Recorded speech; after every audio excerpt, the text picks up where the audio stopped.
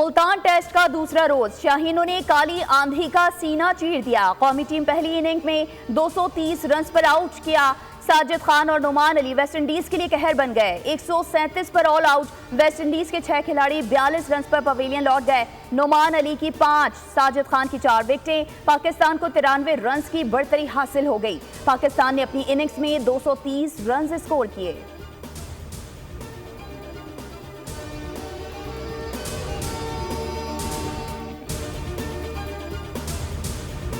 वज़ीर आज़म का पाकिस्तान के FDI का हिस्सा बनने का खैर मकदम। पाकिस्तान डिजिटल तरक्की को फ़रोग देने के लिए कोशिशें कर रहा है। Pakistan digital foreign direct investment को अपनाने वाला पहला मुल्क है। सरमायाकार दोस्त माहौल की फराहमी की जानिब अहम संग मील है। वज़ीर आज़म ने कहा कि पाकिस्तान जामे डिजिटल मईशत की जानिब गामज़न है।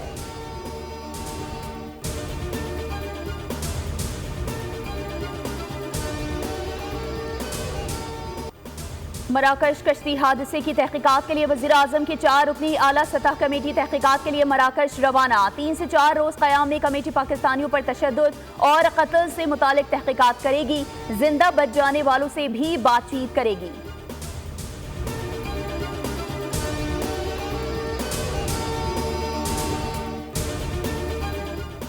सबसे पहले तो पाकिस्तान की आवाम ये जान चुकी है, जब दूसरों को चोर चोर कह रहे थे, जब दूसरों को डाकू कह रहे थे, तो मुल्की खजाने में तारीख की सबसे बड़ी डकैती कर रहे थे। वो ओपन एंड शट फैसला है।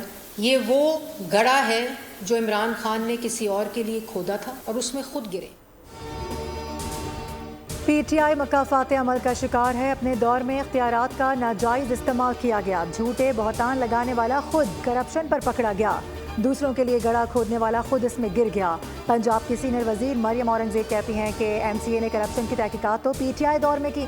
पाकिस्तान के आवाम को 190 मिलियन पाउंड के केस का पता चल चुका है। नवाज शरीफ पर करप्शन का कोई केस नहीं था।